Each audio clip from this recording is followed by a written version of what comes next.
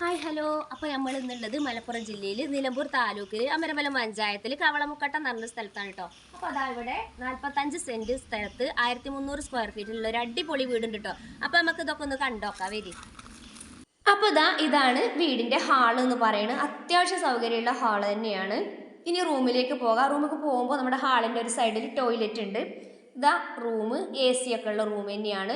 അത്യാവശ്യം വലിയ റൂം തന്നെയാണ് കേട്ടോ. പിന്നെ സ്റ്റെയർ കേസ് മുകളിലേക്ക് പോയാൽ അവിടെ മുകളിൽ ഒരു ടോയ്ലറ്റ് ഉണ്ട്. ഇനി മുകളിലേക്ക് വീട് ഉണ്ടാക്കണമെങ്കിൽ ഉണ്ടാക്കാം. പിന്നെ വേറൊരു റൂം, അതും അത്യാവശ്യം വലിപ്പമുണ്ട്. മൂന്നാമത്തെ റൂം, അങ്ങനെ 3 ബെഡ്റൂമാണ് ഈ വീടിനുള്ളത് കേട്ടോ.